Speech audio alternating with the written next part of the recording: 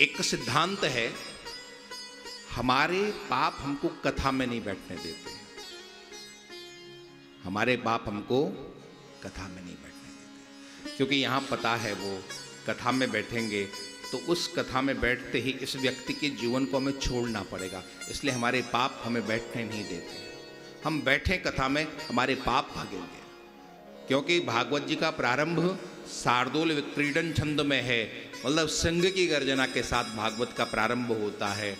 और ऐसा प्रसिद्ध है, जब शेर जंगल में दहाड़ता है तो सब लोग भाग जाते हैं, छोटे मोटे जीव जंतु भाग जाते हैं, कोई रुक नहीं पाता है। ठीक उसी तरह से जब भागवत जी की हुंकार होती है तो हमारे पाप भाग जाते हैं,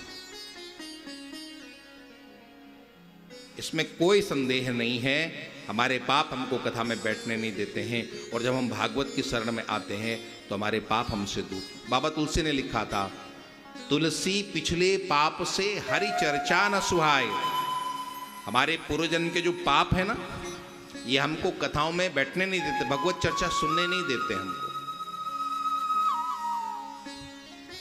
बड़ी आश्चर्य की बात होती है, आप देखना, थोड़ा सा चिंतन करना, हमारा ये मन कितना विचित्र है।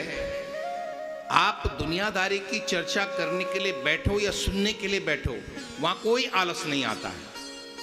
आता है कोई आलस? कोई आलस नहीं आता है, बल्कि और दिलचस्पी बढ़ती है। हाँ, इसके बाद क्या, इसके बाद क्या, दिलचस्पी बढ़ती है। और यहाँ जो हम कथा में बैठते हैं तो ऐसा हमारा दुर्भाग्य होता है कि सबसे पहले हमको नींद आनी प्रारंभ हो जाती है, आलस्य आना प्रारंभ हो जाता है।